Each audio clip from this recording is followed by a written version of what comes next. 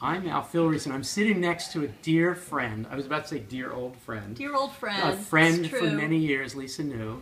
And I teach a course that's part of this thing that we do, these massive open online courses, which are free, about modern and contemporary American poetry.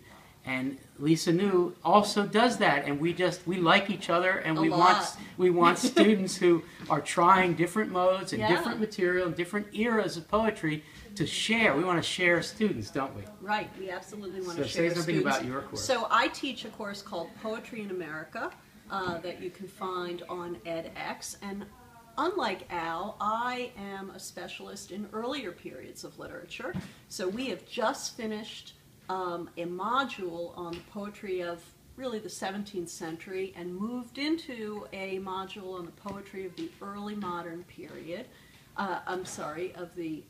Just moved into a module. The early national period. The early thank you, Al, so much.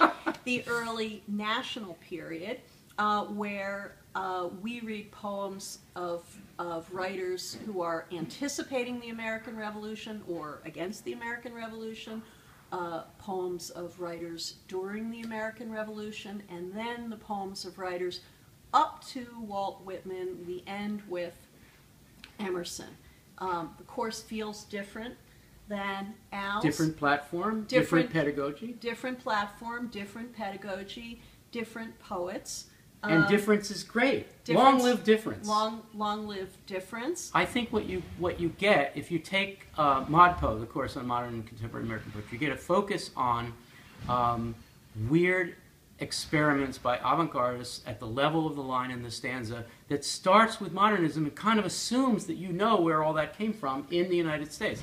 So if you take Lisa's course, and it will become eventually a series where you can start from the beginning and move all the way through. All the way through. Then take ModPo or do ModPo first and go back. You will get probably the only free, open, anybody can take it, total survey of poetry in the United States from even before the United States was a nation. Absolutely. So we totally recommend that experience. Yeah. And I have made a little appearance. Al has made an appearance reading Wallace Stevens with us in my course. I went up to Harvard to do it. Nice place. And and I'm hoping Al will invite me as well. And in fact, we did a webcast where Lisa New and her daughter showed up, and we had such a good time. Yeah. And anyway. So we want to share a lot of resources and share a lot of students and be part of a larger conversation about poetry. Can we sing Yankee Doodle? We can sing Yankee Doodle. Tell us why. The reason we're singing Yankee Doodle is that Yankee Doodle is one of those popular folk poems that became, that everybody was singing during the Revolution. It was really popular. Really popular. Did it have a political subtext? Of course it did, and that's what one can learn if by taking your course. One signs up for the poetry of the American Revolution. And what you will learn, we're going to close this out by singing, but what you will learn is what it means to stick a feather in your cap and call it macaroni. There was significance.